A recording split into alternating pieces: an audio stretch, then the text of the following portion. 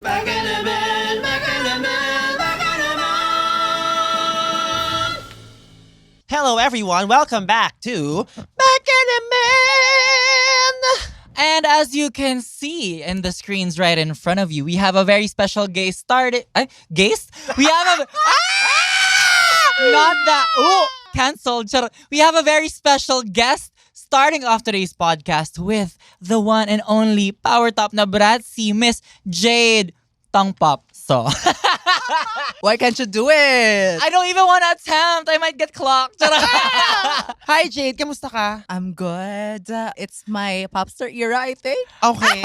It's her recording artist era. Okay, kung wala ng popstar bench sa competition, meron naman tayong popstar Jade Gago! sa ating podcast. Charing lang. Pero kamusta ka? You've been all over the world. Dami mo mga trending videos with Michelle Visage. You did this thing with Yes. Raven. Paunlakan mo naman kami kung ano ang experience ng isang international superstar. It's really happening to me. Sure, I don't want to say na I'm chosen one. Ikaw chosen one. Okay. So, But yeah. the people love you, definitely. All around the world, the people love you. Thank you. You went on like a mini US tour, di ba? And then Yeah. nakita namin na you bonded with a lot of, our trans superstars. You formed a sisterhood, Carrie Colby, Yes. Girlfriend Experience. Kwentuhan mo naman kami na parang, stories from the road.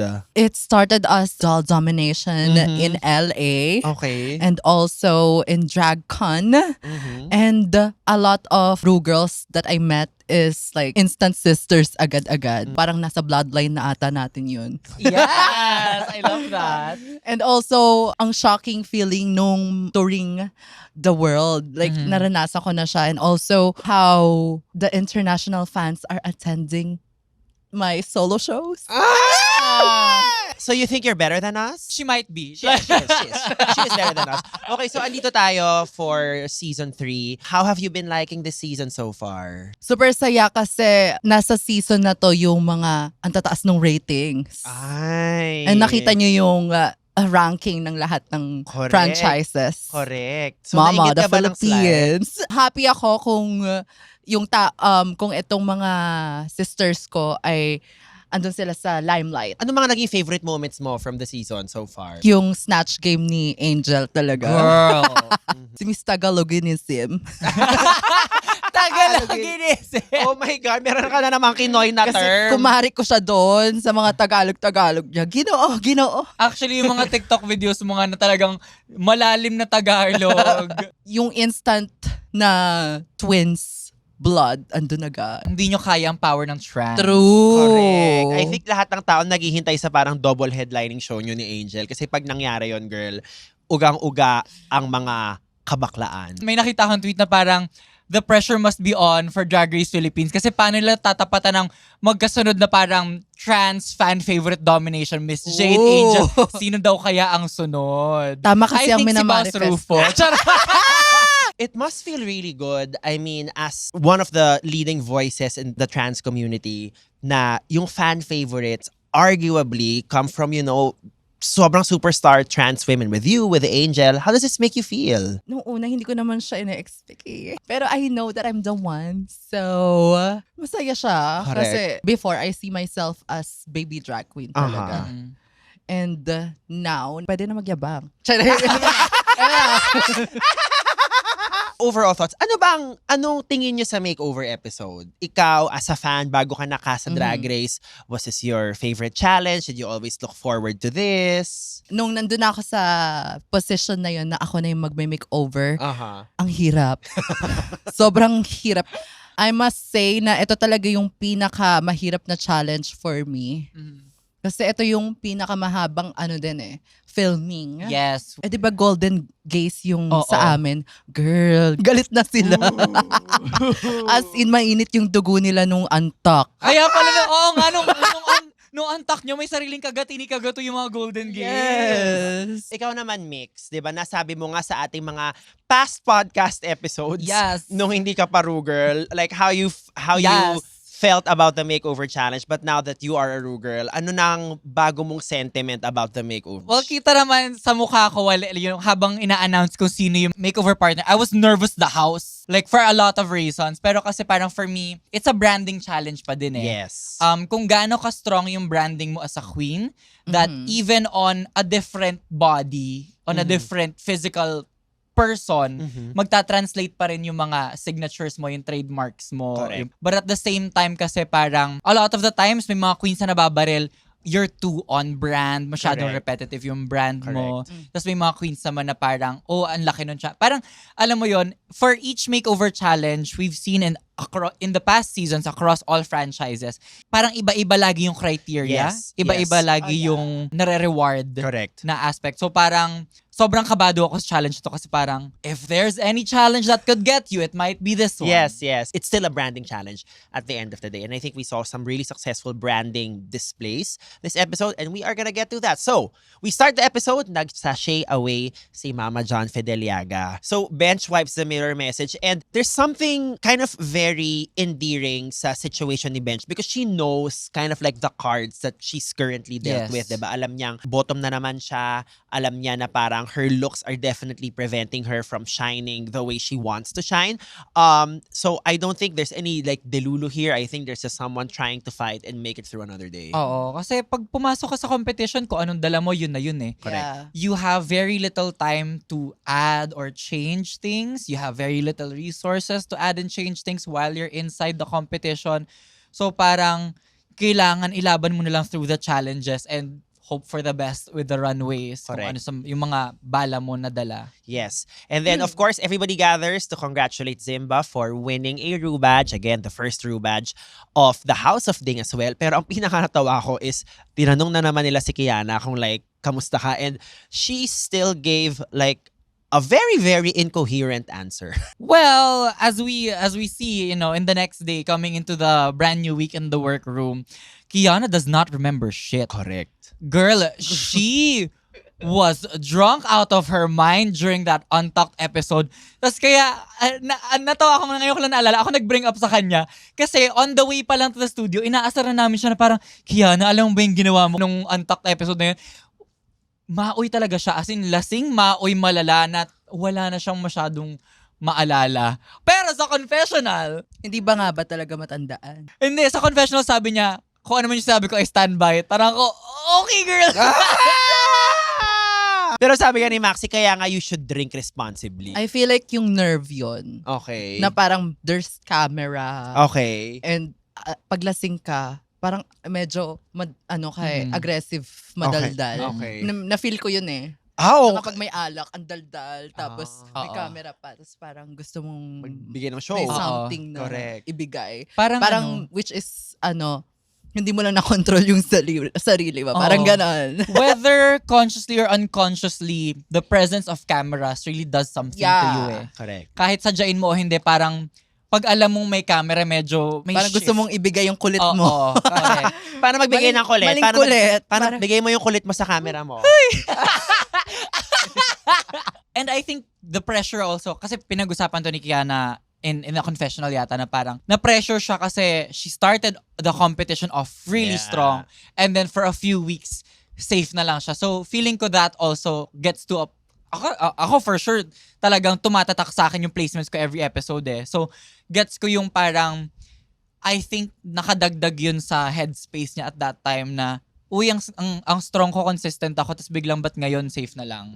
Yeah, parang natural sa tao yung magkaroon ng ego. Oo. Kapag Saka, I mean, you're in a competition, so you want to make sure that you shine the brightest. So, medyo gets ko naman yung performative aspect of like being in front of the camera. So, it's a new day in the workroom, and yun nga, hindi maalala ni Kiana ang mga naganap. And then we find out na meron kayong mini challenge, and it is the return of the reading challenge flip top style. Can I walk out of this segment? Oh, girl. First of all, I think may mga tao na pinag-uusapan na online na parang we can maybe try to go back to like the regular format because I think only very few people are able to do the flip-top format successfully. But it has given us some iconic moments like captivating Kat-Kat nangangagat ng bar. Tsaka Brandy, Shaq, I think maganda yung idea ng flip top. Okay. Na-enjoy ko siya. Oo. Kasi it's very on brand na Drag Race Philippines, Philippines. It correct. has to be referencing Filipino, Correct. the culture and all. Uh-huh. And medyo mas leaning on flip top side ako. Yeah. Okay. Kasi medyo medyo witty mindset. Doon ako eh. And she's a singer now. So, Sample! Sample! Bratzy and Papi, if I cannot to the mula beats, only one that make si see. Oh, sorry. Kasi ayoko sabihin yung lyrics dito. Bawal. Okay. Oh, baka But mababan y'all kami. gotta preview. Abangan nyo na lang yung upload ni Jade ng kanyang upcoming singles. Correct. Yes. Singles.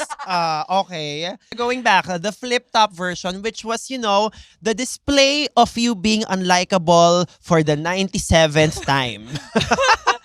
Even in the moment, I knew I was cringe. But anyway, let's get to the reads. Of course, some of the standouts for me, when you went for that Angel only contributing to Maxi's storyline, I think that was a read. Of course, because naglagay tayo ng rattle sound at tapos meron tayong confessional from Angel saying na may personal ka na, of course, I live for you being the villain, girl. Nakakatawa kasi parang may in-imply na meron kayong maybe some conflict pero sa Untucked magkaya-akbay kayong dalawa. Diba? So, I mean, it is what it is. Tsaka the girls yap in the confessionals, like probably people only see like 10-20% of each girl's confessionals per Aha. episode. So, depende na yun sa kung anong gusto nilang ilabas. Yung read sa'yo ni Maxi na mukha kang sagwan, oh my God, that was Girl. so good. Alam mo, nung sinabing panalo si Max, sabi ko, give. Yes. Kasi yun talaga, for me, that was the funniest read. Kasi alam mo yung, in that moment, hindi na ako na-insulto eh. Parang, it's an insult. Yeah. It's an insult. It's a read. Pero dahil sobrang ganda ng delivery, ang witty ng joke, tawan-tawa ako na parang sabi ko, give ko kay Maxi. Yeah. Siya talaga yung winner. Tsaka siya yung pinaka na-capture ng essence ng flip top eh. Correct. And gusto ko rin yung read ni Maxi kay Tita Baby kasi ang daming layers. Like, ayokong basagin yan kasi parang tatay ko yan. Oo. Pero ipagdadasal ko na lang siya na sana kunin na siya. It was just so complex and masterful and witty.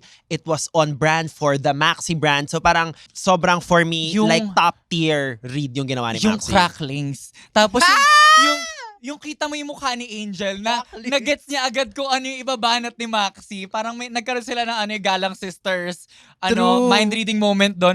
Ang ganda nung para kang cracklings. Masarap pero maasim. Napansin mo yung Gago. sinasabi ni Angel habang nagsasalita si Oo. Maxi na, ikaw kasi, sinabi mo kasing maasim yung pek-pek ko. How about you, Jade? Who stood out for you sa reading challenge? I love yung ginawa ni Angel na on the spot. Parang sinasapak niya na lang yung mga Pambabara quiz na lang, oo. parang dinadaan niya sa mura and all. And also yung favorite ko yung sinabi ni Popstar Bench na babae mo tonight, putang ina mo, papansin ka tonight. Well, as the leader nga naman ng aming papansin squad si Angel. Ang gusto ko naman kay Bench, yung niread niya yung sarili niya. Yes! I love that. I love Kudos that. to her. Oo. Na Yes. kasi parang she's holding from the last episode Oo. na nilalaban niya, no? Oo. Nakita-kita mo sa mga mata niya na lalaban ko to, hindi ako Oo. mag-give up. Tsaka And yung sino yung nag-read kay Jiggly? Sa Zimba. Si Zimba. Si Zimba, oo. Yung parang design challenge ni Mama Jiggly. That yeah, was yung mga also very punches good. ni Zimba is on the spot. Tapos kanalan din talaga. And may rhyme. Yeah, So, may I think, rhymes. yeah. For me, medyo close second si Zimba sa reading challenge. Yeah. Pero for me, yung kay Maxi lang talaga, it was just really something else. Yung datingan kasi ni Maxi parang flip-topper talaga. Correct. True. Pag nanood ka ng mga Siga videos siya, ng- ti. Oo. Kasi siya talaga yung pinaka nakaka-capture nung essence ng flip-top sa challenge na to. At isa pang magandang ginawa ni Maxi, sinabi niya si Zimba, parang Zimba, ang pangit mo, para kang ako. Diba? Meron siya ganon. oh Na my parang God. naging self-deprecating muna and parang it gave Maxi the license to just like go all out for like the future reads. I'm Naalala sorry, ko, Maxi, that was ano, really, really amazing. may sinabi either si Mama Power or si Ate Jiggly, sinabi to, hindi na nasama sa edit, parang may sinabi sila na, ang takeaway ko dito, yung cast nyo mabaho. And then, ang nanalo ng ating reading challenge for this season ay si Maxi. Palakpakan natin. But I guess, Jade, ang tanong ko, mas iconic pa rin ba ang Captivating cat-cat na nangangagat ng burat. Ako ang lumabas uli sa feed ko kagabi, yung Brandy Shark. Girl, that was some really stupid in the moment punchlines. Ang galing kasi nung edit nila. Okay. Na parang inuna nila yung corny. Okay. Tapos biglang mabenta. Okay. So hindi nila sinama yung mga ibang reads. Yes. Like kunyari, binibining Bernie na nag-aani ng buni sa kanyang mani.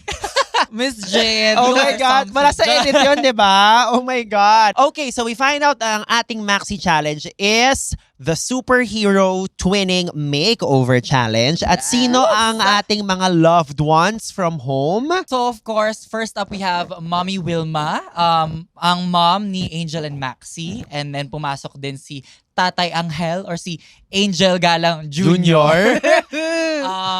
So that is for Bukayo Maxi daw. and Angel. Tapos we have Mommy Rose for Kiana. We have Bench's boyfriend, Brian or BJ. We have Tita Baby's boyfriend or pamangkin, si Josen. Then we have for me, one of my closest friends, si Michael. And then for Zimba, it is Mommy Thelma. Yes. And you know, this moment talaga when the loved ones just enter the workroom, it's hard to not cry. Pero naiyak ako yung kay Kiana. Aww. And yung kay Zimba. Mhm. And how do you feel na hindi parents yung nandun sa'yo? Well, actually, I was relieved. Kasi, yung nakikita niyong mukha ko, noong unang pinapasok yung mom ni Angel tsaka ni Maxi, akala ko lahat kami like parents or family members. Yeah. Akala ko din eh. Oo. So ako, during the time of filming, I only had one immediate family member in the country, which is my mom.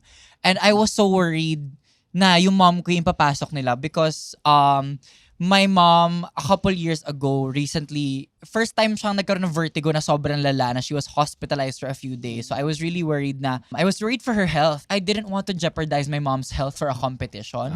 Parang if yung mom ko pumasok noon, I would have honestly been ready to just be like, hindi okay na po, wag niyo na pong ipag-compete mom ko, okay na ako. Kasi talagang, as the child that was with my mom in the hospital for almost a week na she was like bedridden, during that time, for me, her health is more important than the competition. So, kita niyo yung mukha ko na talagang, I was so worried that it was her.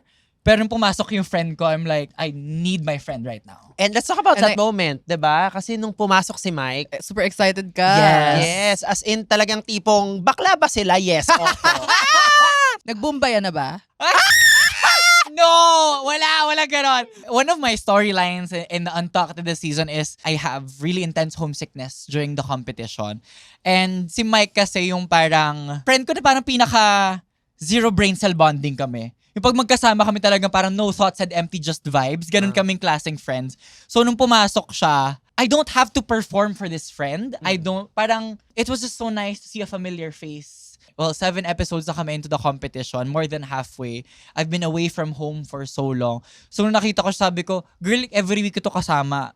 Mahina nga yung twice a week kami magkita. Usually 3 to 4 times kami a week nakikita niya ni Mike before filming. So it was just nice to see a familiar face. Ikaw, Jade, if you were to choose like a family member na i-makeover mo, sinong gusto mong mapili from your family? I feel like yung sister ko. Oh. Kasi pageant girl siya. Oh. And she would eat. Girl, ito yung sister mo, ito yung may daughter, di ba? Yeah. Oo.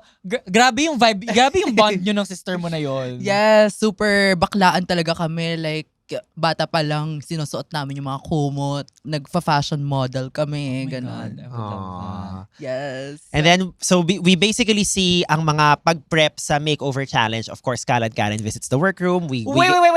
Hold the phone. Elephant in the room. Marami kasi nag-expect. A lot of people were expecting na if magkakaroon ng makeover challenge on my season, ang magiging makeover partner ko if it was friends or family, Baus Rufo, how do you feel na hindi ikaw? Pinalabas na kasi siya sa Untucked. Oh, Isang airtime lang daw. Isa-isa lang. ang masasabi ko lang, I was robbed.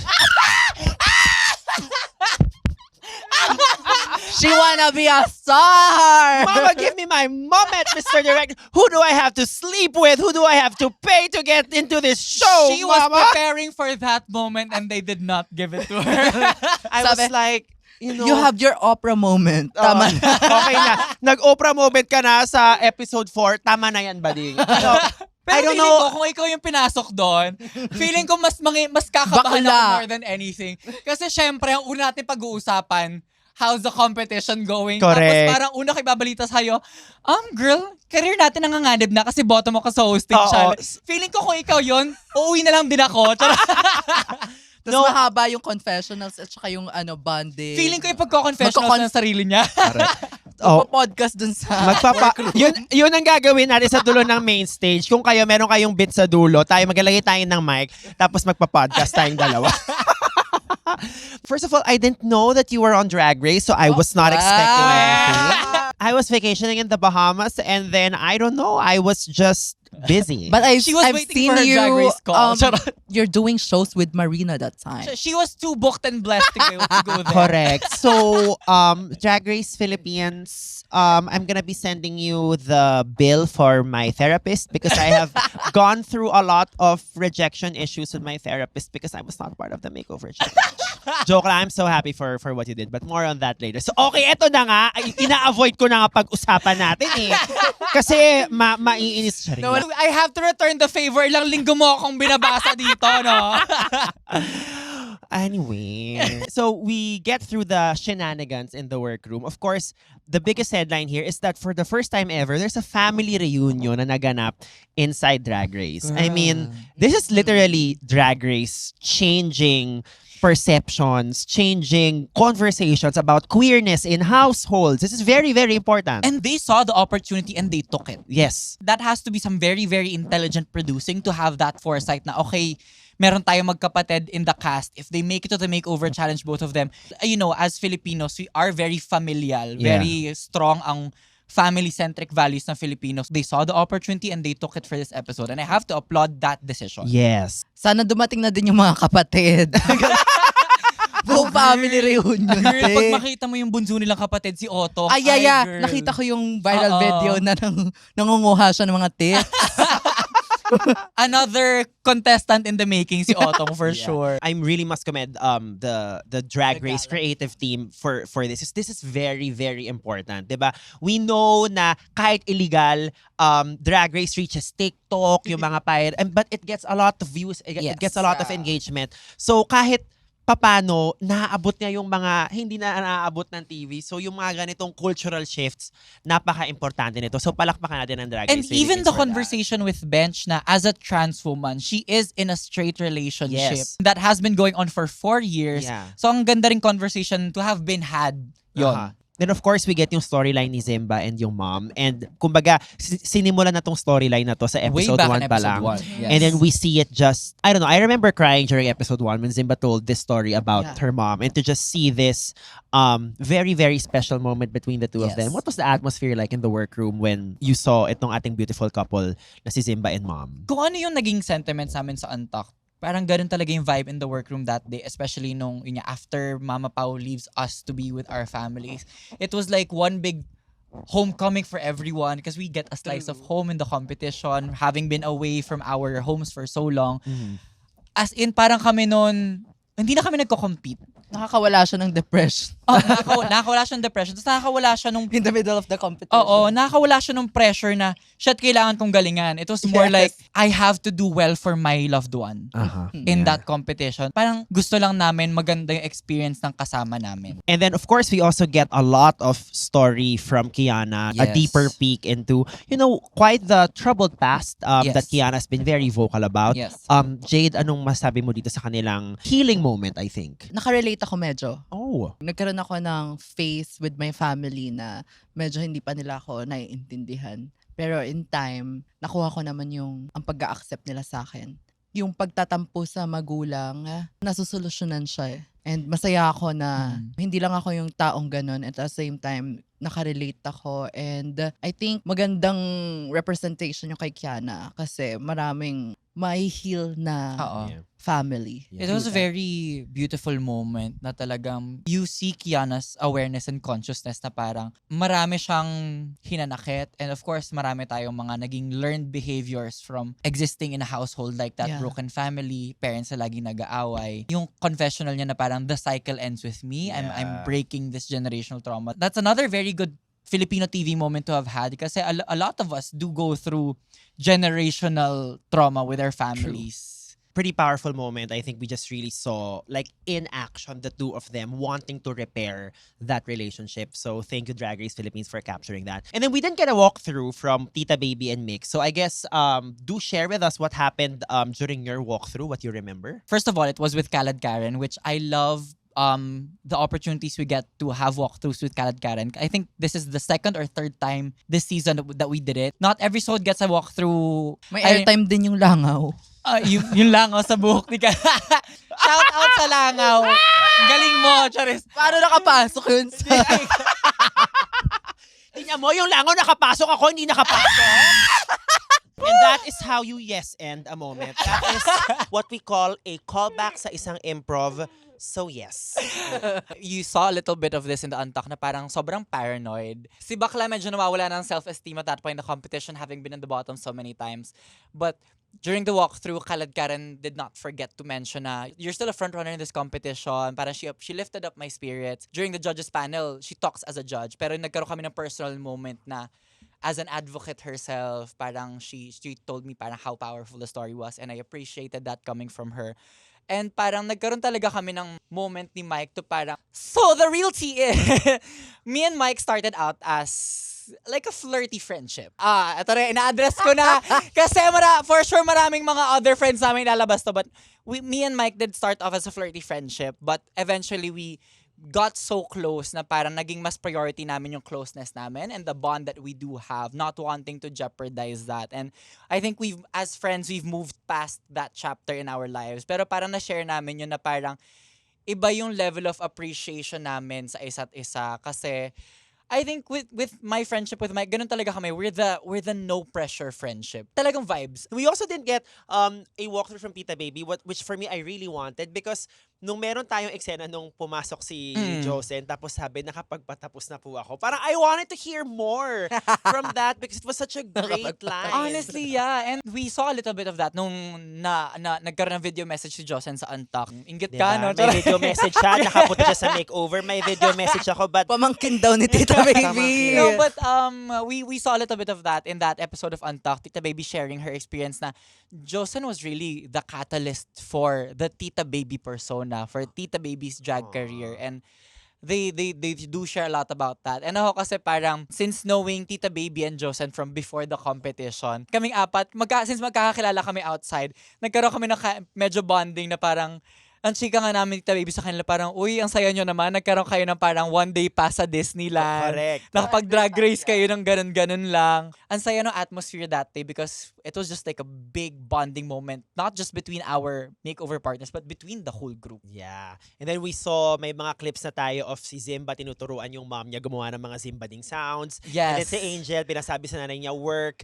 Parang nakita natin dito na nagwa-warm up na yung mga partners nyo. Jade, what do you remember from your makeover partner in terms of paano nag-start mag-loosen up and get into like the susonation of it all?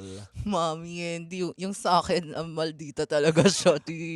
Yung napunta sa akin. Yeah, own. she is a diva doll. May gusto siyang image na gustong gawin. Okay. And I really tried to explain that this is a branding challenge that we have to translate our drag to our twin. And medyo hindi niya pa magets, pero in time, nagets naman niya. And pumayag naman siyang, gawin ko siyang Bratz doll that she is. She wanna, parang gusto niyang, may pinapakita siyang image na, Okay. and the wig na gusto niyang suotin. Ready And siya, which girl. is, wala akong ganun. I'm sorry po. But I mean, yun nga, Golden Masaya Gaze. naman siya sa, Oo. May experience din kasi sila ng pagdadrag. So may Yeah. gusto rin silang drag persona. Ready sila. So yes, we're just going to take a quick break and then we are going to get into the makeover presentations. We'll be back. Baka naman, baka naman, baka naman. And we are back and we are bringing it to the runway sa ating episode 7 recap of Drag Race Philippines Season 3 featuring the one and only Miss Jade So. First and foremost, pag-usapan natin si Mama Pao. Baby girl, Mama Pao. Baby mama pa.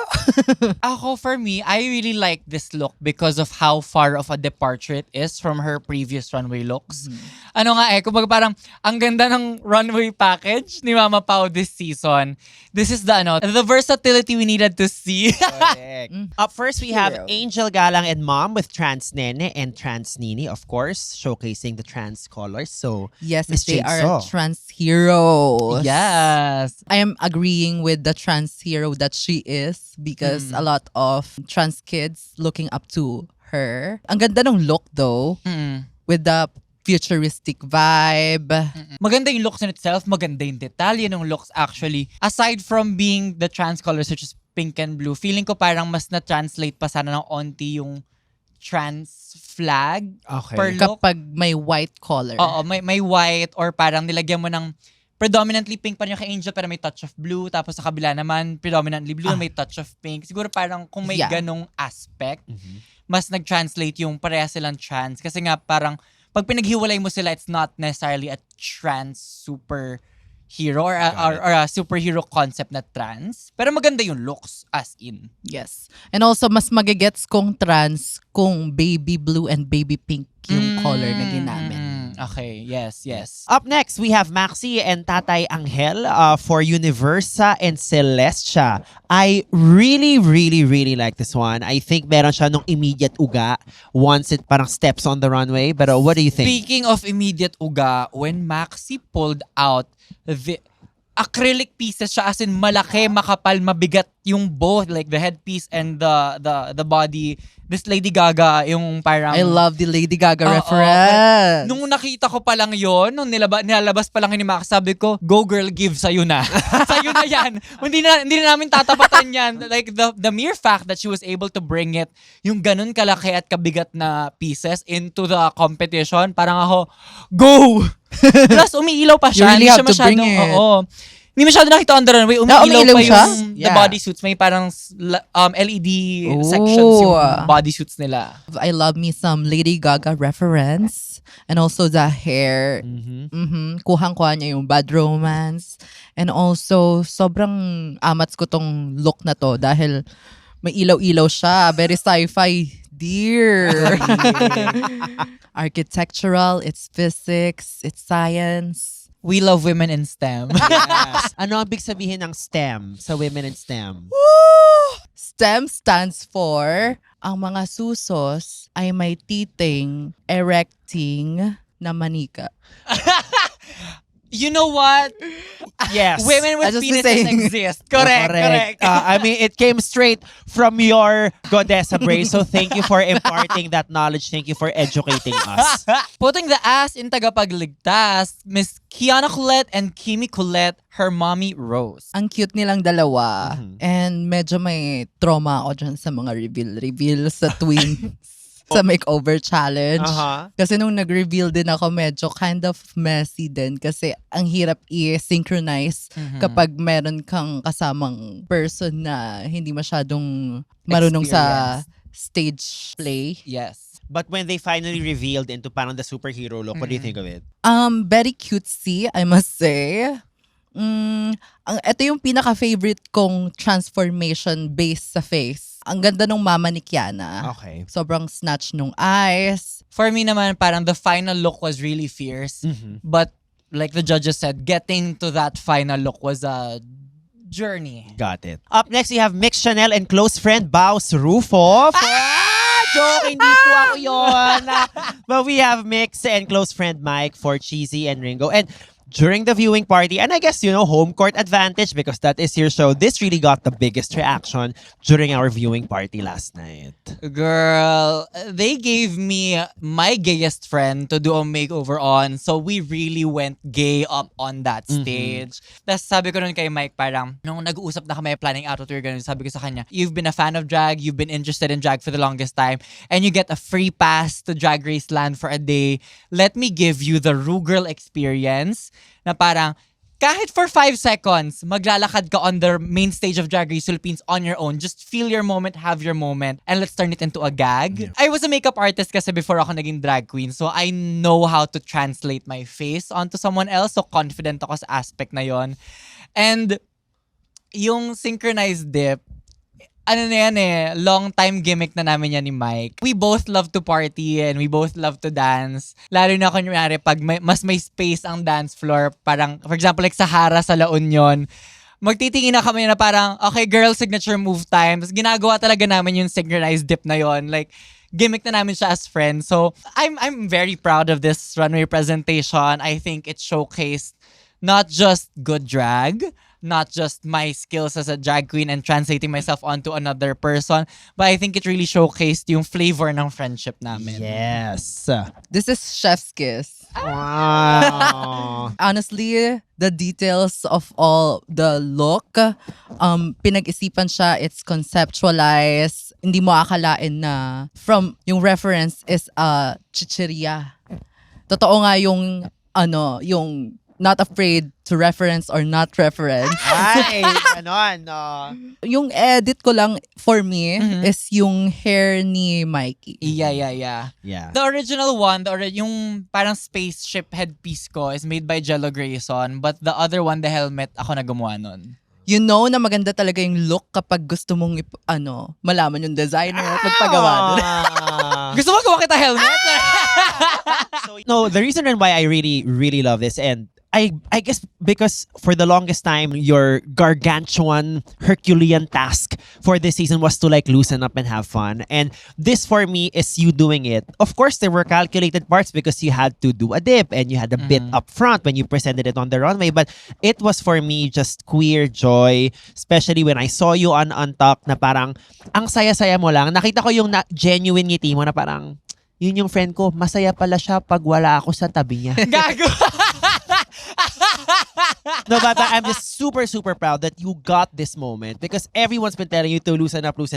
And I can tell you, I can feel that this was you loosening up. So They gave me my least calculated friend. So hawa-hawa na lang yan. correct. Let's give it up for the face transformation. Yes. My favorite part is yung nose contour, girl. Can you do that on me? Gagawa, Sobrang, drag swap din ba tayo? Yeah! Okay. Drag exchange. Correct. The Marikina Doll Drag Exchange. Confirmation is here. And then again, I am not included. Oh, you know what? One of these days, as a gag, let's can have watch you the perform. reels. Oh my Let's have you God. perform in full drag. Siya naman daw yung i-book Soon. natin. Oo. Up next, we have Popstar Bench at ang kanyang partner na si Brian giving us Super Ingo and Super Enga. Super Enga pa lang, doon pa lang like sobrang nabenta na siya sa akin as just like a piece of writing. I get it, parang it looks maybe inferior compared to the others, but Meron pa siya no added layer of may same concept Same concept sila ni correct. Kiana. So there's that added layer pa. yes, correct. Pero I mean, you can't deny that the two of them are having like the time of their lives. Girl, And yung chemistry, kitang-kita kita mo talaga. talaga. And ang sarap-sarap niyang panoorin. Posibleng hindi nagbombay Bench wishes. Sa totoo. Girl. Kaya pala nakahubad sila. They did the bit to add a layer to the presentation, but even without it, parang kita mo talaga yung the love that they have for each other. It transcends Yeah. Na sinabi na rin naman ni Bench na parang even though she knows she's gonna be in the bottom, she was having a really good time having her loved one there with her. But can we commend the details work on the bodice na Ang alam ko parang inalter pa ni Bench yung costumes. I think they added the denim peplum last minute. Parang inedit pa siya in the workroom. Kami ni Bench yung pinakahuling nag-start ng makeup sa makeover partner namin kasi kaming dalawa yung may ginagawa pang alteration sa looks. Okay. I think kung thigh-high boots din yung partner niya, mas better. I see that. And a little bit parang improvement sa hair would give the look the oomph, you know. I think lang talaga nagkaroon ng point of comparison with her and Kiana. Yeah. Kasi That I is think a factor. Kiana's look had a bit more detail to it Mhm. Up next, we have Tita Baby and Josen, ang kanyang bagong graduate for Maluminium and Maluminion. First of all, I think the Tita branding is still like on Yes. point. But I think for the first time ever, I'm finding the whole look a little too conceptual. Parang I really needed the voiceover to really understand oo. what they were trying to Oo. present. Gets ko yung parang, yung giddiness ni Tita Baby na si Mami Shawi pa talaga ang guest judge namin kasi Sharon yan nga Super ang concept sakto, nila. no? Ramdam ko yung joy ni Tita Baby na aside from, of course, andyan ang kanyang jowa, they were really manifesting na si Jocelyn yung papasok. So, the Totoo. costume was perfectly sized. Ramdam mo yung saya niya na talagang of all people, si Sharon Cuneta pa ang judge when their concept was ang pagsha-Sharon ng pagkain sa handaan. Yung gusto ko sabihin is yung sinasabi ni Mix na lahat nagwo-work for Tita Baby on this episode. Mm-mm. Sa jowa niya, the universe is telling her na you got this, you manifested for this. Si Sharon pa ang guest and nag-Sharon siya. I wanna commend Tita Baby's body, Ana. Mhm. She is cinched. The boyfriend is cinched too. I mean, the girlfriend. The girlfriend experience. Charot. The gender-neutral friend. Pero I mean, even with the costume, parang a concept like this could end up being like clunky, pero ang sleek pa din nung silhouettes nila parehas. And then last but not the least, we have Zimba and Mom, Zimbading and Zimbadin. Jade? Presentation-wise, it's incredible. Pinakita nila na Philippine Eagle nga. And ang perfect nung detail nung bodies. Lalo na yung kapag zinum mo siya, meron siyang mga parang stars ba yun? Oo. Tapos yung heels din is also custom. Yes. Totoo yung sinabi na kahit hindi feather yung ginamit, Oo. nag-work ng maganda yung wings kasi on how they move it. Mm-mm. Binigyan nila ng storyline. One thing I would edit on this look is the hair. Mabibigyan niya pa ng magandang image yung eagle. Mas parang, alam mo yung mulawin vibe. Oh, gets. Na may headpiece sila. Okay. I think this was the most successful carbon copy makeover. Actually, yung makeup nga ng mom ni Zimba, mas draga pa kaysa sa Ay, makeup mas mismo draga ni pa Zimba. nga. Eh. Doon naman sa buhok, alam kong parang yung original shape niyang hair medyo mas may ganong feathery atake, pero I think nadurog siya in packaging or transport or something. So medyo, the hair was a nest. Charot. Pero parang alam ko may ganon talaga dapat yan originally. What I really love about this is their presentation. Yes. The story that they told na parang si Mami Thelma lumabas pa na merong golden egg. Nangitlog Tapos, po na siya. lumabas si Zimba. Ang ganda ng story and the way that they presented the wings na hanggang sa tinawag ng safe si Zimba, fina-fantasy pa rin niya sa likod. The wings were gorgeous. Presentation is amazing. You see the bond there because I think during their bit, they also present parang a mother-daughter parang tableau of how they do it. The looks are amazing. I think it's not intuitively superhero. I think if sinabi na Mulawin inspired sa voiceover, I think that could have easily solved it. I think they really needed the voiceover to sort of make that through line na, oh, this is why we think it's superhero. And then we find out na ang ating winner ng Maxi Challenge ay si Maxi getting her third Rue badge this season. Palakpakan natin. And also, very first ever in the history of Drag Race Philippines, somebody got 3 Rue badges Yes. in one season. But also, palakpakan na natin si Mix dahil for 7 episodes straight, hindi pa siya nagpapahinga. Kinritik po siya for 7 episodes. But I honestly, like, this episode was a mystery to me sa placement ko. Aha. Inuntalk naman na parang this is I thought I was gonna be in the bottom. Correct. Kasi parang, this was the deliberation of nitpicks. Yes. I was paranoid I was gonna be in the bottom kaya nag-rehearse ako for the lip sync. When I was called safe, I didn't know if I was safe or if I was high. But Correct. like, if I'm safe, edi na at least nakompleto ko na yung Infinity Stones. nakompleto ko na yung Infinity Stones. Pero sayang naman, never pa rin talaga ako nakapag-anta. Correct. Ako naman yung, I think, may ninitpick sila pero they also gave you like glowing positive comments. So I'm Yeah, not, that's parang, true. I would argue na parang you even got more carefully parang articulated positive comments over people who were parang on top. But yun nga, naglagay sila ng nitpick. So hindi ko rin fully ma-decide na parang safe lang ba? Or Oo. medyo kayang top? I don't know. Yeah. Oo nga eh. Especially parang usually they have a top 3, diba? Yes.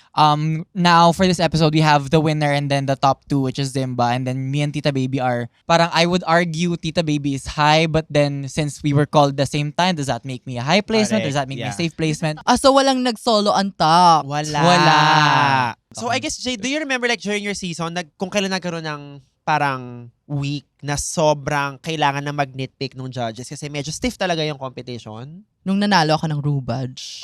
Episode 9. Kasi oo. 6 pa din kami. Correct. Nasa episode 9 na kami. Oo. Parang we really have to, parang eliminate. Okay. Parang ang hirap sabihin pero kailangan. Kutkutan portion na talaga. Mm-mm. So yun na nga, and then we find out na ang magli-lip sync ay si Bench at si Kiana. Kiana, after placing safe for 2 weeks, finds herself in the bottom. Were you surprised? I think it's because parehas silang ng reference. Okay. Kaya nilagay sila doon. Pag-awahin nga natin tong dalawa. For me, yung top 3 is Mix, Maxi, and Tita Baby. Sa inyo talaga yon. So, but yes, they lip sync to the song. Get Your Rebel On by RuPaul. Okay. Lots of thoughts from the audience about another RuPaul song in Drag Race Philippines. But Kiana killed it. Yes. She did. Yes. Yeah, she slayed that lip sync. And I think at this point, if you just go by past data, this is Bench's second time lip syncing after also several trips in the bottom. This Kiana's first time lip syncing with a far stronger track record. Bench still gave a good fight, but admittedly, I couldn't take my eyes off Kiana because anytime Kiana performs, it's just a gift to see her annihilate the stage. Ako, what I love, ang pinaka nagustuhan ko sa performance ni Kiana is that nuance na parang nilagyan niya ng layer of emotion yung lyrics. Nanggigigil siya. Oo.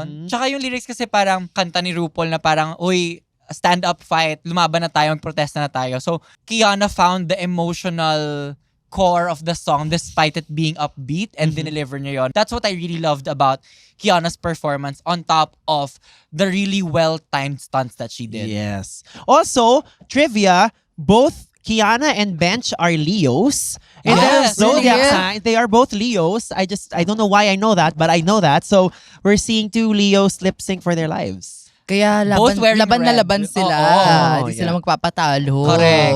So- That was that lip sync. Correct. Sana hindi na ginawa ni Bench yung the same trick that she did. Last week. The snow spray. Snow spray pala. Akala ko But yeah, gets the same. na parang she brought something out. Tapos More the whole comments? lip sync itself na silang dalawa nagli-lip sync as Super Ingo. Uh-huh. Ang ganda eh. Akala ko nag-walk out si Popstar Bench. Oh. Kasi di ba lumabas siya? Trauma from UD. Pero may kukunin siya eh. Kukuha siya na. Ayan. Na-UD pop na Oo. din. She got the snow spray mula sa likod. Correct. Kasi- But also, we just saw it. Noong naglabas si Popstar Bench ng props, talaga nga naman sinabi ng producers, oh, by the way, lagyan natin ng Shady Mix Chanel I don't confessional. I don't even know if that confessional was about this. I'm not sure. Oh, okay. Well, But now anyway. it is about this. Yeah. May magagawa pa ba ako?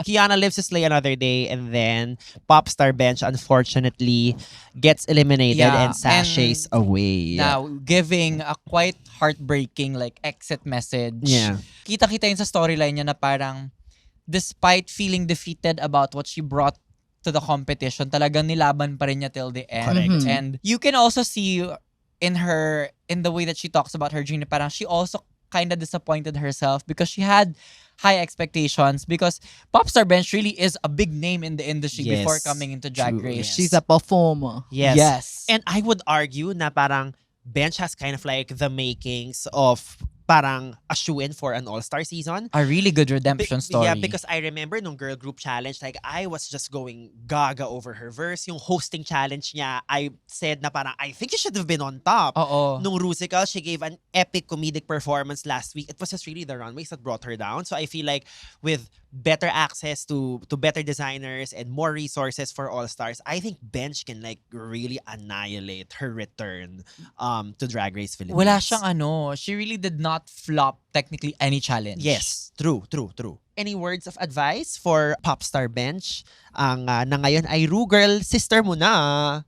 looking up to her na hindi niya dina-downplay yung sarili niya. She can make fun out of it and lumaban siya hanggang huli and ang saya na proud siya yung mga pinakita niya. Oo. And ngayon, actually, if you guys are tuning into Bench's socials, she's been posting redemption looks of her least successful runways. Yeah. Like for this one, itong Super Ingo, meron na She's silang working.